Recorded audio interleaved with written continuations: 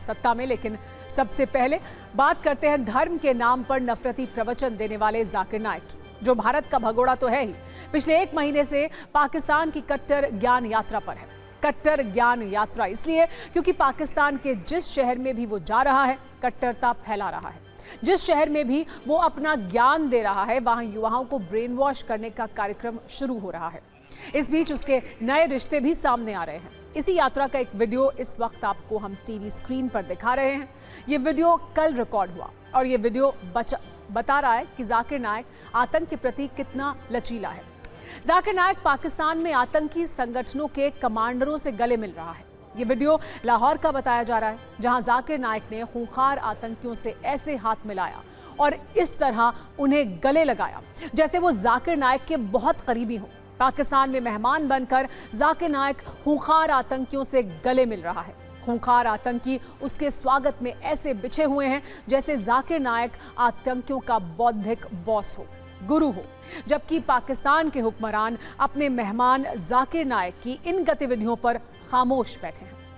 इस वीडियो के विश्लेषण को थोड़ा विस्तार देते हैं और इसमें जाकिर नाइक के साथ दिख रहे कुछ चेहरों का चरित्र विश्लेषण करते हैं, ताकि उपदेश देने वाले जाकिर की नीयत को आप भी अच्छे से जान सकें, उसके असली चेहरे को पहचान सकें। दरअसल जाकिर नाइक जिससे मिल रहा है उसका नाम है मुजम्मिल इकबाल हाशमी, जो आतंकी संगठन लश्कर तैयबा का एक्टिव मेंबर है। और इस वीडियो में जाकिर नाइक से हाथ मिला रहा है, गले मिल रहा है, मेहमान नवाजी से गले मिला। दूसरा शख्स जो जाकिर नाइक से मिल रहा है वो है लश्कर का कमांडर हारिस डार। ये नाम आपने पहले भी कई बार सुना होगा। इसकी पूरी टेरर कुंडली आपको हम आगे बताएंगे। ये वीडियो कल का है। लाहौर के एक होटल में आयोजित कार्यक्रम के दौरान ये मुलाकात हुई थी। अपनी पाकिस्तान यात्रा के दौरान जाकिर नाइक लगातार विवादों में रहा है, लगातार उसकी बेइज्जती होती रही है। अब इस वीडियो के आने के बाद इस बात की पुष्टि हो गई है कि जाकिर नाइक सिर्फ नफरती उपदेश ही नहीं देता, बल्कि इसकी जान पहचान खूंखार आतंकियों से है और आतंकी जाकिर नाइक के सामने कालीन की तरह बिछे रहते हैं।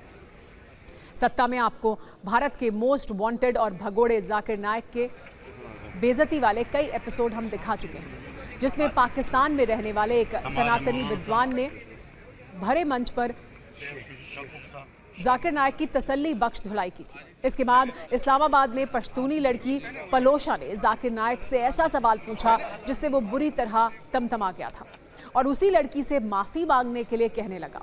ये दोनों जाकिर की अंतर्राष्ट्रीय बेइज्जती वाली सीरीज थी। अब इस सीरीज में जाकिर नाइक के आतंक चरित्र वाला नया एपिसोड आ गया है, जिसमें जाकिर का आतंकी मिलन समारोह है। जाकिर नाइक को लेकर ऐसा क्यों कहा जा रहा है, ये समझने के लिए आपको उन आतंकियों के बारे में जानना चाहिए जो जाकिर नाइक से गले मिले। मुजम्मिल इकबाल हाशमी लश्कर का सक्रिय आतंकी है। मुजम्मिल इकबाल हाशमी MML यानी मिल्ली मुस्लिम लीग का उपाध्यक्ष है। हाशमी कराची में लश्कर तैयबा का जोन कमांडर भी रह चुका है। दूसरा नाम है मोहम्मद हारिस डार, जो मिल्ली मुस्लिम लीग का संयुक्त सचिव है। यहाँ पर नोट करने वाली बात यह है कि मिल्ली मुस्लिम लीग लश्कर आतंकवादी हाफिज सईद का राजनीतिक दल है। मिल्ली मुस्लिम लीग को लश्कर तैयबा के मुखौटे के रूप में देखा जाता है। वहीं हाफिज सईद भारत में हुए मुंबई हमले का मास्टरमाइंड है, कुख्यात आतंकवादी है। आपको बता दें 2018 में अमेरिकी ट्रेजरी विभाग ने मिल्ली मुस्लिम लीग और मोहम्मद हारिस डार सहित उसके केंद्रीय नेतृत्व को विशेष रूप से नामित ग्लोबल आतंकवादी घोषित किया था।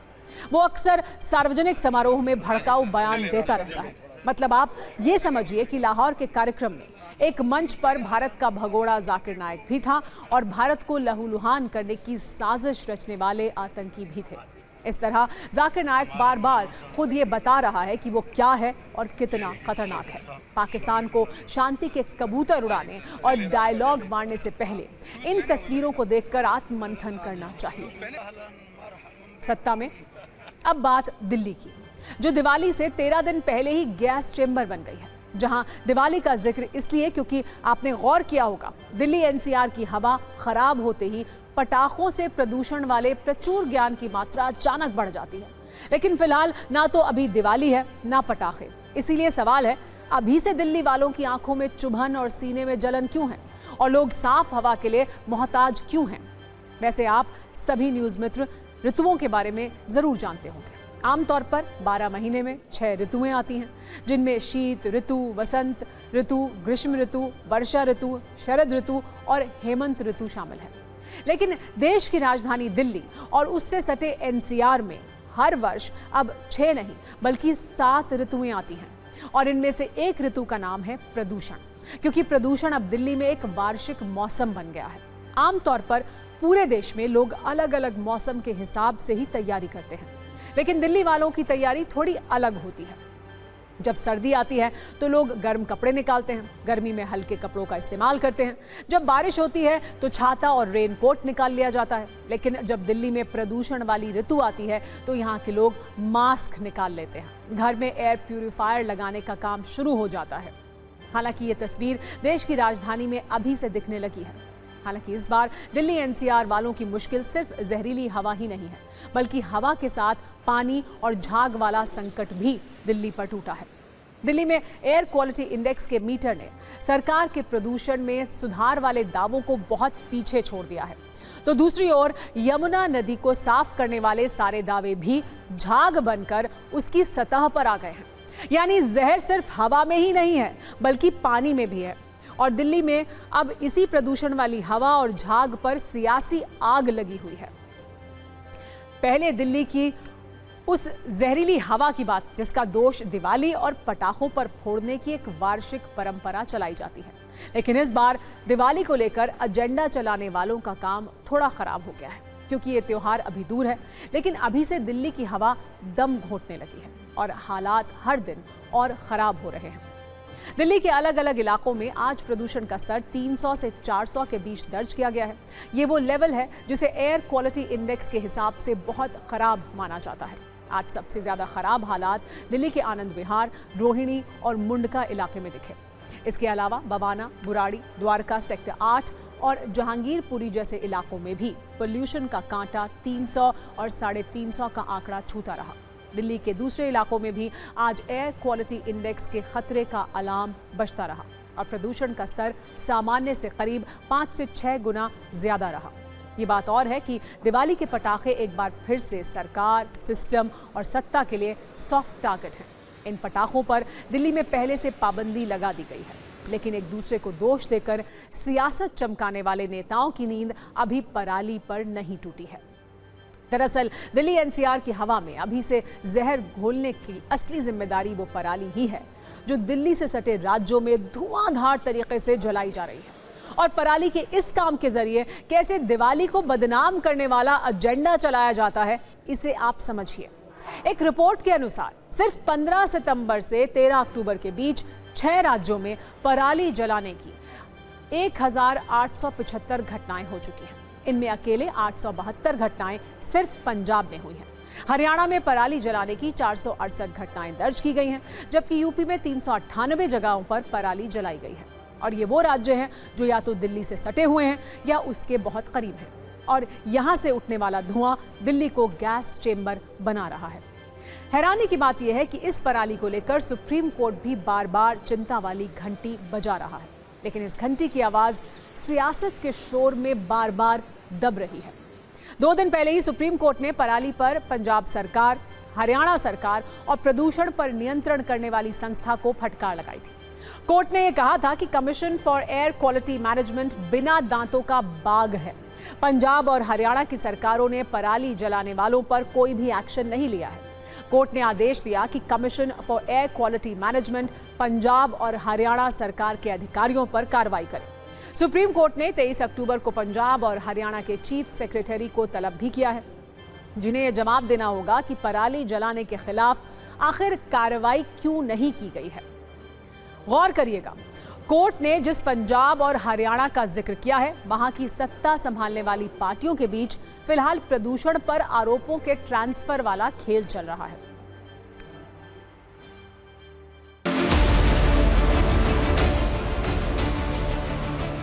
दिल्ली में प्रदूषण का स्तर लगातार बढ़ रहा है। दिल्ली की हवा जो है वो लगातार खराब होती जा रही है, उसकी गुणवत्ता गिर रही है, क्योंकि एयर क्वालिटी इंडेक्स जो है वो लगातार बढ़ रहा है।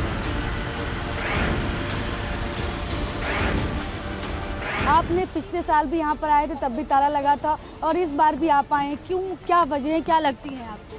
देखिए, साल बदलते रहते हैं, स्थितियां नहीं बदलती। और स्थिति देखिए तैसी की तैसी है कि आज दिल्ली गैस चेम्बर बन चुकी है, फिर से AQI गिरता जा रहा है।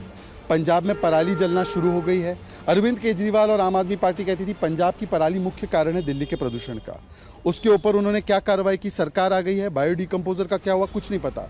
हिंदुओं के त्योहारों पर प्रतिबंध लगाते हैं, दिवाली पर फटाखे बजाने पर, खुद के सेलिब्रेशन के लिए तो फटाखे यूज होते हैं। भारतीय जनता पार्टी के नेताओं के नौटंकी की जगह थोड़ा कुछ कदम उठाने चाहिए। सारे भाजपा की सरकारें हैं दिल्ली के चारों तरफ, भाजपा के मंत्री सो रहे। 2 लेटर लिख चुका भारतीय जनता पार्टी के नेताओं को, केंद्रीय पर्यावरण मंत्री को, कि इमरजेंसी सिचुएशन आने वाली है, कृत्रिम वर्षा के लिए एक मीटिंग बुला लो। एक मीटिंग बुलाने की फुर्सत नहीं है जिस पार्टी को, पत्र का जवाब देने की फुर्सत नहीं है। उसका नेता आनंद विहार की जगह कन्नाट प्लेस में जा करके जो है ड्रामे करता है। पॉल्यूशन की क्या स्थिति है, रोज आप और हमारी उम्र कम हो रही है, हमारे बच्चों की उम्र कम हो रही है, हमारे बुजुर्गों की कम हो रही है, तो कोई तो जिम्मेवार है इसका। आप 11 साल से 10 साल से आपकी गवर्नमेंट है दिल्ली के अंदर, कुछ तो जवाबदेही है कि नहीं है? और अगर कोई जवाबदेही नहीं है तो मैं समझता हूँ कि खुद इनको अपने पद से हट जाना चाहिए। जो 15 साल की मेहनत थी उस पर पानी फेर दिया, और होता कुछ नहीं है। केंद्र सरकार राज्य सरकार को जिम्मेदार ठहराती है, राज्य सरकार पंजाब सरकार और हरियाणा सरकार को जिम्मेदार ठहराती है, फिर पंजाब में जीत जाती है तो उनको भी नहीं समझ में आता है आप किसको जिम्मेदार ठहराएं, अब वो हरियाणा को जिम्मेदार ठहरा रहे हैं। ऐसे थोड़ा ही काम चलेगा। इनकी नीयत है ही नहीं कि पोल्यूशन को दूर किया जाए, दिल्ली के लोगों को जीवन दिया जाए। आज फिर से पोल्यूशन जानलेवा हो रहा है। नदी के पोल्यूशन से लेके हवा के पोल्यूशन तक दिल्ली का जीना दूभर है, सांसें फूल रही हैं। अभी तो शुरुआत ही है, अभी देखिए आगे क्या क्या होगा। सतत चल रही है ना दिल्ली की पर्यावरण का तो सत्यानाश चल रहा है। बहाने के पीछे एक निकम्मी सरकार और उसका भ्रष्टाचार है। देखिए, हालांकि खबर है कि प्रदूषण को देखते हुए दिल्ली सरकार की ओर से जरूरी कदम उठाने का काम शुरू किया गया है। पोल्यूशन के 13 हॉटस्पॉट इलाकों के लिए एक्शन प्लान तैयार किया जा रहा है, लेकिन हालात ठीक होंगे या नहीं इसकी गारंटी नहीं है। लेकिन ये प्रदूषण आपकी दिल्ली NCR वालों की जिंदगी घटा जरूर देगा, इसकी गारंटी जरूर है। एयर क्वालिटी लाइफ इंडेक्स 2023 की एक रिपोर्ट के अनुसार वायु प्रदूषण की वजह से जीवन आयु लगातार घट रही है। इसमें सबसे ज्यादा नुकसान दिल्ली वालों को हो रहा है, और इसमें दिल्ली के साथ साथ हरियाणा, यूपी, पंजाब और पश्चिम बंगाल का नाम भी शामिल है, जहां लोगों की आयु में प्रदूषण के चलते 11 साल से लेकर 6 साल तक की कमी हो रही है। दिल्ली में सिर्फ हवा वाला जहर ही नहीं है, बल्कि यमुना में झाग भी दिल्ली वालों का डरा रहा है। ये वो यमुना नदी है जो वर्षों से बदलाव के इंतजार में है, इंतजार अपनी किस्मत बदलने का और नेताओं की नीयत बदलने का। ये वो यमुना नदी है जिसकी सफाई को लेकर वादे पर वादे किए गए, लेकिन ये वादे झाग बनकर हमेशा की तरह इस यमुना में बहते जा रहे हैं। आज यमुना की ये तस्वीरें दिल्ली की सरकार और नेताओं से सवाल पूछ रही हैं, आखिर उन वादों का क्या हुआ? दिल्ली की यमुना नदी की झाग वाली ये तस्वीरें सोशल मीडिया पर भी वायरल हैं, और लोग इन तस्वीरों के जरिए सत्ता पर कटाक्ष कर रहे हैं और कह रहे हैं कि सरकार ने यमुना नदी को कितना आकर्षक और सुंदर बना दिया है। लेकिन वाकई में ये एक चिंता का विषय है। हैरानी की बात यह है कि इस यमुना नदी पर पिछले कुछ वर्षों में करोड़ों रुपए पानी की तरह बहाए गए हैं, लेकिन यमुना नदी आज भी मैली है। एक रिपोर्ट के अनुसार 2017 से 2021 तक यमुना नदी के सफाई अभियान पर 6,856 करोड़ रुपए खर्च किए गए, लेकिन आखिर में मिला क्या? ये झाग। न्यूज मित्रों को शायद ना पता हो कि यमुनोत्री से प्रयागराज तक यमुना नदी करीब 1400 किलोमीटर लंबी है, लेकिन इस यमुना का सिर्फ 2% हिस्सा दिल्ली से होकर गुजरता है। ये यमुना नदी दिल्ली में वजीराबाद बैराज से ओखला बैराज तक बहती है, लेकिन आपको जानकर शायद यकीन नहीं होगा, सिर्फ 2% हिस्से से यमुना में 80% प्रदूषण होता है, क्योंकि दिल्ली में यमुना किनारे करीब 65,000 झुग्गियां हैं।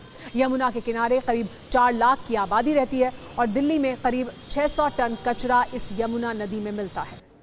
ऐसे में आप खुद सोचिए, यमुना नदी की तकदीर और तस्वीर बदले भी तो कैसे? इस पर कैसे सियासी कलेश भी शुरू हुआ है, एक न्यूज रील में वो भी देखिए।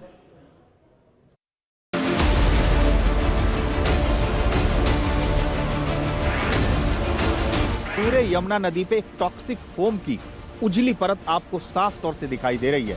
एक्सपर्ट्स की माने तो इंडस्ट्रियल वेस्ट और डोमेस्टिक वेस्ट जो अनट्रीटेड यमुना में गिर रहे हैं, उस वजह से यमुना के ये हालात हो रहे हैं। चाहे केंद्र सरकार की तरफ से हो, दिल्ली सरकार की तरफ से हो, लगातार यमुना की सफाई पे करोड़ों रुपए खर्च किए जा चुके हैं, लेकिन अब भी अगर आप देखें तो यमुना की तस्वीर और तकदीर बिल्कुल नहीं बदली है। साल दर साल समय बीतता जा रहा है, तस्वीरें वही है। अब से थोड़े दिनों बाद जो है छठ पर्व का यहाँ पे त्योहार होने वाला है, थोड़े दिन बाद इस पे सियासत और गहराएगी, उसके बाद सब लोग यमुना की सुध लेना बंद कर देंगे। यही वजह है कि करोड़ों रुपए खर्च किए जा चुके हैं, हर साल इस पे सियासत होती है, लेकिन हर वर्ष सर्दी के मौसम में कमोबेश यमुना की तस्वीरें इसी तरह की दिखती है। यमुना को लेकर केजरीवाल जी बड़े बड़े बयान देते थे कि मेरे को 5 साल दीजिए, मैं यमुना में सफाई करके डुबकी मारूंगा। डुबकी मारना तो दूर, अब यमुना के 1 किलोमीटर आसपास भी नहीं जा सकते, इतनी बुरी हालत है।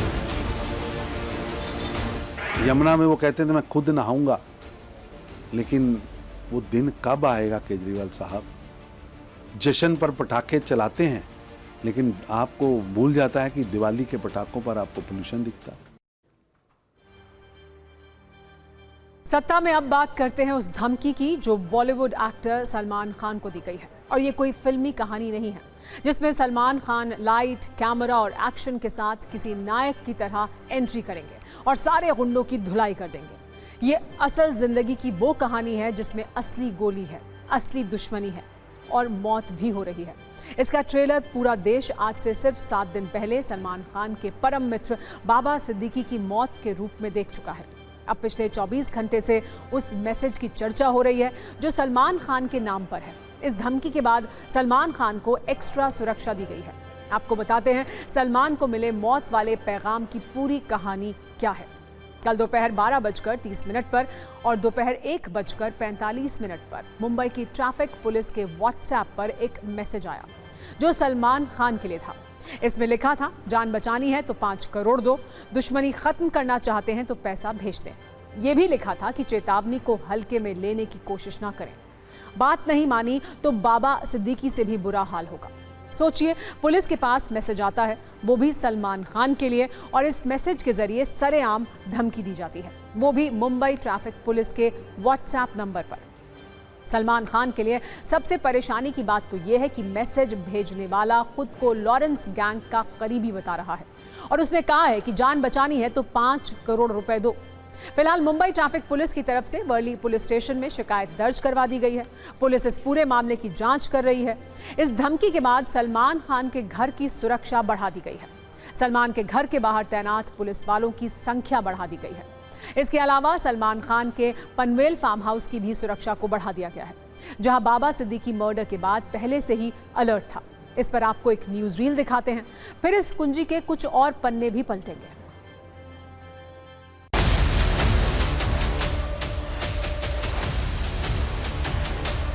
राष्ट्रवादी कांग्रेस पार्टी के नेता बाबा सिद्दीकी की हत्या के बाद एक बार फिर लॉरेंस बिश्नोई गैंग की तरफ से सलमान खान को धमकी मिली है। मैं इस वक्त फिल्म अभिनेता सलमान खान के घर गैलेक्सी अपार्टमेंट के बाहर खड़ा हूँ। यहाँ पर देख सकते हैं धमकी मिलने के बाद जो उनकी सुरक्षा रक्षक है वह अलर्ट हो चुके हैं। ऑलरेडी सलमान खान को एक्स्ट्रा पुलिस बंदोबस्त दिया गया है, लेकिन उन्हें फिलहाल सतर्क कर दिया गया है। सीसीटीवी कैमरे के माध्यम से उनके घर के आसपास के पूरे इलाके की नज़र रखी जा रही है।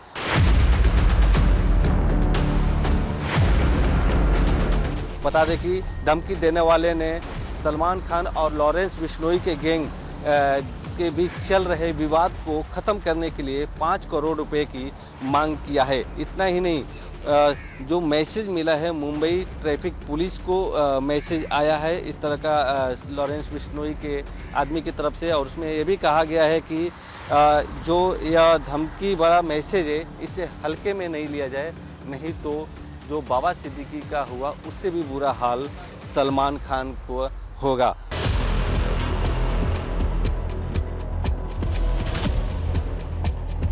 मुंबई पुलिस अब इस पूरे मामले की जांच में जुट गई है। एक्स्ट्रा पुलिस की गाड़ियां यहां पर खड़ी कर दी गई है ताकि किसी प्रकार का कोई यहां पर हरकत ना हो सके। यहां से जो भी लोग आ रहे हैं या जो यहां पे सलमान खान के घर को देखने के लिए आते हैं उनकी जांच पड़ताल कर रहे हैं। फिलहाल पुलिस तो फिलहाल यहाँ पे किसी को खड़ा भी नहीं होने दे रही है। कानून व्यवस्था रसातल में जा चुकी है, उसके बावजूद अगर ये धमकी देते हैं तो क्या ये सरकार को ये चाहिए? सरकार ये चाहती है कि लोग डरे रहें, डरकर ये जो कहे वो करें? सलमान खान को मिल रही धमकियों का सबसे ज्यादा चौंकाने वाला लॉरेंस बिश्नोई कनेक्शन है। इसकी कहानी यह है कि सलमान पर आरोप है कि 1998 में फिल्म हम साथ साथ हैं की शूटिंग के दौरान राजस्थान के जंगलों में काले हिरण का शिकार किया गया था। बिश्नोई समाज ने तब सलमान के खिलाफ शिकायत भी दर्ज कराई थी। सलमान को इसके लिए जोधपुर कोर्ट ने 5 साल की सजा भी सुनाई। हालांकि उन्हें इस मामले में बेल मिल गई। इसी के चलते गैंगस्टर लॉरेंस सलमान खान को मारना चाहता है। वो कोर्ट में पेशी के दौरान इसकी धमकी तक दे चुका है। सलमान खान के घर पर फायरिंग की प्लानिंग में लॉरेंस के कई गुर्गों को दिल्ली और मुंबई पुलिस गिरफ्तार कर चुकी है। और इस बार भी मैसेज देने वाले ने खुद को लॉरेंस बिश्नोई का करीबी बताया है। ऐसे में सवाल है कि क्या इस धमकी का लॉरेंस बिश्नोई से कोई कनेक्शन है? फिलहाल पुलिस इस मामले की पूरी जांच कर रही है। आपको बताते हैं आज की तारीख में लॉरेंस बिश्नोई कहां है और कैसे रह रहा है। बताया जा रहा है कि गुजरात की साबरमती जेल में लॉरेंस बिश्नोई 10 कमरों की सेल में अकेला रहता है। दरअसल जेल के 2 हिस्से हैं, एक नई जेल और एक पुरानी जेल। लॉरेंस को पुरानी जेल के हिस्से में रखा गया है। उसमें 10 कमरे हैं। इनमें सिर्फ लॉरेंस ही रहता है। यह हिस्सा हाई सिक्योरिटी जोन कहा जाता है, जहां पेट्रोलिंग की टीम और गार्ड्स लगातार बदलते रहते हैं। लॉरेंस को एक कमरा दिया गया है जिसमें बिस्तर लगा हुआ है। उसे जेल का ही खाना दिया जाता है। यहाँ किसी भी बाहरी व्यक्ति को आने की इजाज़त नहीं है। अगर कैदी से उसके किसी परिचित को मिलना भी हो तो वो उससे वीडियो कॉन्फ्रेंस से ही बात कर सकता है। यहाँ तक कि कैदी के वकील को भी अंदर आने की परमिशन नहीं है। सवाल है कि जब लॉरेंस बिश्नोई जेल में बंद है, इतनी हाई सिक्योरिटी के बीच है, तो वो कैसे धमकी दे रहा है या फिर अपने गैंग और गुर्गों को ऑपरेट कर रहा है? सत्ता में अब आज की राजनीतिक कुंजी खोलते हैं, जिसमें एनडीए में सीटों के समझौते वाली गांठ तो मजबूत दिख रही है, जबकि इंडिया गठबंधन में दोस्ती के धागे थोड़े कमजोर दिख रहे हैं। और इसकी वजह से हो ये रहा है कि चुनावी राज्यों में सीटों के बंटवारे में एनडीए शुरुआती बढ़त बनाती हुई दिख रही है। देश के पूर्वी राज्य झारखंड से लेकर पश्चिमी राज्य महाराष्ट्र तक में चुनावी चर्चा की तीव्रता बढ़ गई है। और झारखंड में तो बीजेपी ने गठबंधन के साथियों के लिए सीटों का ऐलान भी कर दिया है, जबकि सूत्रों से जानकारी मिली है कि महाराष्ट्र में एनडीए सहमति के करीब पहुंच चुकी है। वहीं इंडिया गठबंधन में महाराष्ट्र में सीटों को लेकर काफी क्लेश है। सूत्रों के मुताबिक शिवसेना यूबीटी इतनी नाराज है कि वो अब सीटों के बंटवारे पर सीधे कांग्रेस हाईकमान से बात करना चाहती है। हालांकि औपचारिक रूप से अब तक ऑल इज वेल ही कहा जा रहा है। इंडिया गठबंधन में ज्यादातर सीटों पर बंटवारा हो गया है, लेकिन कुछ सीटों पर गंभीर मतभेद दिख रहे हैं। महाराष्ट्र में कुछ सीटों पर, झारखंड में अभी इंडिया गठबंधन में बातचीत तो हो चुकी है, कुछ फॉर्मूले भी सामने आए हैं, लेकिन ऐलान नहीं हुआ है। सत्ता में हमने आपके लिए आज सीटों के बंटवारे पर गठबंधन की कुंजी तैयार की है, जिसमें दोनों राज्यों के डिटेल्स होंगे और हम इसकी शुरुआत महाराष्ट्र से करेंगे। पहले महाराष्ट्र बीजेपी का अपडेट दे देते हैं, जिसमें जानकारी ये मिल रही है कि सीट शेयरिंग पर फाइनल मोहर लगाने और फंसी हुई सीटों पर चर्चा के लिए CM Eknath Shinde, deputy CM Devendra Fadnavis और डिप्टी सीएम अजीत पवार दिल्ली पहुंच रहे हैं, जहां गृह मंत्री अमित शाह से उनकी मुलाकात होगी। अब महाराष्ट्र में विपक्षी महाविकास अघाड़ी यानी एमवीए की बात करते हैं, जिनके बीच सीट बंटवारे को लेकर विवाद थोड़ा बढ़ गया है, जिसके बाद कांग्रेस और शिवसेना यूबीटी के बीच छिटपुट झड़प वाले बयान भी आए हैं। महाराष्ट्र कांग्रेस से शिवसेना यूबीटी इतनी नाराज है कि संजय राउत ने यह तक कह दिया कि महाराष्ट्र कांग्रेस फैसला लेने में सक्षम नहीं है। अब सीट बंटवारे पर दिल्ली में कांग्रेस हाईकमान से बात करेंगे, जिस पर आज महाराष्ट्र कांग्रेस के अध्यक्ष नाना पटोले से सवाल किया गया तो उन्होंने कहा कि वो संजय राउत के बयान का जवाब नहीं देंगे। दरअसल चुनाव की तारीखों का ऐलान हो चुका है, वक्त कम बचा है कि ऐसे में जल्दी से जल्दी सीटों का बंटवारा जरूरी है। लेकिन सूत्रों से जानकारी मिल रही है कि पिछले 3 हफ्तों में 12 से ज्यादा मैराथन बैठकों के बाद भी सभी 288 सीटों पर सहमति नहीं बनी है। सूत्रों के मुताबिक महाराष्ट्र में महाविकास अघाड़ी में अब तक 260 सीटों पर सहमति बन चुकी है, लेकिन करीब 28 सीटों पर गतिरोध बना हुआ है। इन 28 सीटों को लेकर संजय राउत खुलेआम कह रहे हैं कि अब दिल्ली में कांग्रेस हाईकमान से बात होगी। सूत्र ये भी बता रहे हैं कि संजय राउत और नाना पटोले के बीच पहले भी विवाद होते रहे हैं, लेकिन पहली बार दोनों खुलकर खेल रहे हैं।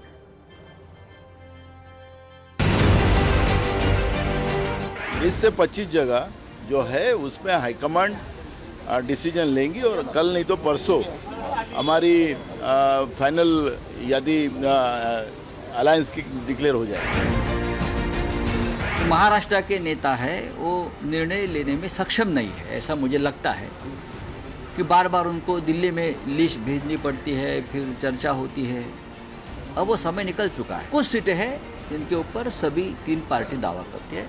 तो आज हमने कांग्रेस हाईकमान से भी चर्चा की दिल्ली में। हमारी जवाबदारी है कि हमारे नेता को जो भी कुछ हुआ वो मालूमात देना, वो हमारा अधिकार है, वो देना पड़ता है। संजय राउत उद्धव जी को ओवर करते होंगे तो उनका इशू है, हमें पता नहीं क्या है उनका, अगर वो ऐसा बोलते हैं तो। लेकिन हम हमारे नेताओं को हम वास्तविकता बताना ये हमारी जवाबदारी है और वो हमने काम किया है। संजय राउत का काम, संजय राउत क्या कर रहे हैं, हमें संजय राउत के बारे में मुझे कुछ बोलना है। ये सब हमारे बीच में चलता है, लेकिन सब कुछ दुरुस्त है। सीट शेयरिंग बिल्कुल सही ट्रैक पर चल रही है, कहीं कोई दिक्कत नहीं है। अगर भाजपा को ये उम्मीद है कि इसी उम्मीद से अब हम वापस से आ सकते हैं तो वो गलत है। जो बयान इन्होंने दिया है, ये बयान तो जनता के बीच में आना ही नहीं चाहिए था। ऐसा करके उन्होंने खुद ने इस बात को पूरी तरह से प्रमाणित कर दिया है कि महाविकास अघाड़ी में सब कुछ ठीक ठाक नहीं चल रहा है। वैसे शिवसेना यूबीटी के संजय राउत और कांग्रेस के नाना पटोले विवाद के बीच समाजवादी पार्टी के नेता अबू आजमी भी नाराज हैं। उन्हें गठबंधन की बैठक में बुलाया तक नहीं जाता है, जबकि समाजवादी पार्टी 12 सीट मांग रही है। इस गठबंधन में पहले समाजवादी पार्टी को भी एडजस्ट करने की तैयारी थी, लेकिन उनका कहना है कि उन्हें महत्व ही नहीं दिया जा रहा। इससे पहले मध्य प्रदेश और हरियाणा में भी कांग्रेस ने समाजवादी पार्टी को सीटें नहीं दी थी, तो नाराजगी थोड़ी बढ़ी हुई दिख रही है। अब बीजेपी इस पर कटाक्ष कर रही है और कह रही है कि ये शुरुआत है, अभी तारीख घोषित की गई है, तब ये हाल है, आगे और भी बहुत कुछ होगा। ये सब स्वार्थ के लिए जुड़े हुए हैं। सीटों के बंटवारे में कांग्रेस भले ही अभी फंसी हुई हो, लेकिन महाराष्ट्र में महायुति पर हमले करने में कांग्रेस बिल्कुल क्लियर है। कांग्रेस ने बीजेपी चंदा लेकर धंधा करने का आरोप लगाया है। कांग्रेस नेता पवन खेड़ा ने आज प्रेस कॉन्फ्रेंस करके कहा है कि महाराष्ट्र में महायुति सरकार ने 10,000 करोड़ की डकैती कराई है। पुणे रिंग रोड प्रोजेक्ट के तहत ये घोटाला किया गया है। ये आरोप एक नए क्लेश की शुरुआत है। जो महाराष्ट्र की महायुति सरकार ने किया है, डाका है, चोरी है और एक बहुत बड़ा घोटाला है। 10,000 करोड़ की ये डकैती सरकार ने खुद करवाई है। देश के पश्चिमी राज्य महाराष्ट्र के बाद अब पूर्वी राज्य झारखंड की बात करते हैं, जहां बीजेपी सीट बंटवारे पर स्पष्ट बढ़त ले चुकी है। आज बीजेपी ने झारखंड में एनडीए के दलों के बीच सीटों का ऐलान कर दिया। रांची में असम के सीएम हेमंत बिस्वा शर्मा ने इसका ऐलान किया। झारखंड में कुल 81 सीट हैं। बीजेपी 68 सीटों पर लड़ेगी। 10 सीटें आजसू को दी गई हैं। 2 सीटों पर जेडीयू चुनाव लड़ेगी और 1 सीट पर एलजेपी चुनाव लड़ेगी। सूत्रों के मुताबिक जेडीयू को तमाड़ और जमशेदपुर पश्चिम सीट मिली है, जबकि एलजेपी को चतरा सीट मिली है।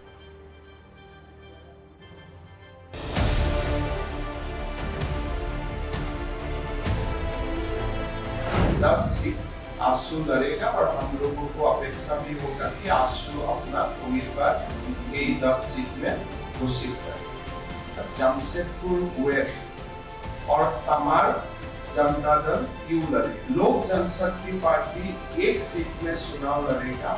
बहुत घबराए हुए हैं और सबको समेट करके इस चुनाव लड़ना चाहते हैं। जो 18 साल राज किया, उसके पास तो न तो उम्मीदवार है और न उसके पास अपनी पूरी शक्ति है कि चुनाव लड़े।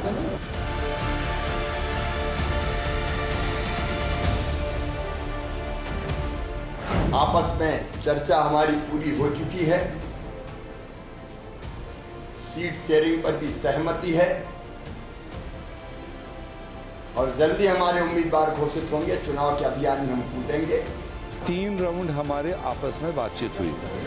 और जो हमारे दूसरे हिस्सेदार हैं जेएमएम के बगैर, उनके साथ हम आज शाम तक बात कर रहे हैं, उनका व्यू क्या है, सो दैट कल लेट नाइट तक या परसों सुबह हमारा जो भी भागीदारी होगा वो क्लियर होगा।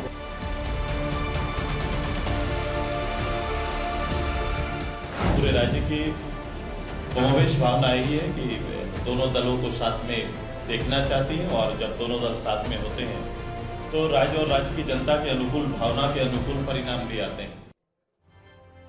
झारखंड में एनडीए से सीट बंटवारे में पिछड़ने के बाद अब झारखंड में इंडिया गठबंधन के दलों की आज बैठक है, जिसमें आगे की रणनीति तय की जाएगी। वैसे सूत्रों से जानकारी मिली है कि कांग्रेस और झारखंड मुक्ति मोर्चा के बीच सीट शेयरिंग पर फैसला लगभग हो गया है। फॉर्मूले के तहत जेएमएम अपनी 3 सिटिंग सीटें माले को दे सकती है। पिछली बार जेएमएम 43 सीटों पर चुनाव लड़ी थी। सीटों की अदला बदली के बाद भी जेएमएम इस बार 43 सीटों पर ही चुनाव लड़ेगी। कांग्रेस 29 सीटों पर चुनाव लड़ सकती है। पिछली बार आरजेडी ने 7 विधानसभा सीटों पर चुनाव लड़ा था, मगर इस बार सीट उसे गठबंधन में 5 मिलने की संभावना है। सीपीआई माले 4 सीटों पर चुनाव लड़ सकती है। हरियाणा चुनाव में अंदरूनी कलह का नतीजा देखने के बाद कांग्रेस झारखंड और महाराष्ट्र में ऐसे किसी भी जोखिम से बचने की कोशिश कर रही है। इसी का नतीजा है कि कांग्रेस ने अपने नेताओं को आपसी कलह से बचने और एकजुट होकर चुनाव में उतरने की नसीहत दी है। हरियाणा की हार से कांग्रेस दूसरे राज्यों में तो सबक लेना चाहती है, लेकिन हरियाणा में कांग्रेस नेताओं के बीच कलेश की मात्रा में किसी तरह की कोई कमी देखने को नहीं मिल रही है। आज चंडीगढ़ में कांग्रेस विधायक दल के नेता के चयन के लिए बैठक हुई। केंद्रीय पर्यवेक्षक प्रताप सिंह बाजवा, अशोक गहलोत और अजय माकन भी पहुंचे, लेकिन सर्वसम्मति से नेता का नाम नहीं आया। हुड्डा समर्थक विधायकों ने कहा भूपेंद्र हुड्डा ही नेता विपक्ष के लिए सही दावेदार हैं। सांसद कुमारी सैलजा गुट के विधायकों और रणदीप सुरजेवाला के बेटे विधायक आदित्य सुरजेवाला ने कहा कि आला कमान फैसला करे। इसके बाद केंद्रीय पर्यवेक्षकों ने विधायकों से एक एक करके बातचीत शुरू की। इस पर एक रिपोर्ट तैयार होगी जो हाईकमान को सौंपी जाएगी।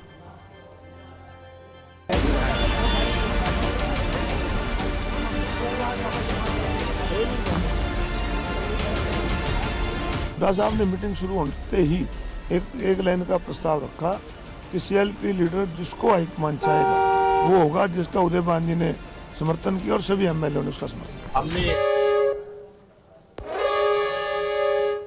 हूटा बज चुका है, यानी सत्ता में आज का वक्त खत्म हो गया है। कल शाम 7 बजे आपसे फिर मुलाकात होगी। तब तक सभी न्यूज़ मित्रों से हमारी गुजारिश है कि वो सत्ता की न्यूज़ रील्स को ज़्यादा से ज़्यादा शेयर करें और मुझे दें इजाज़त।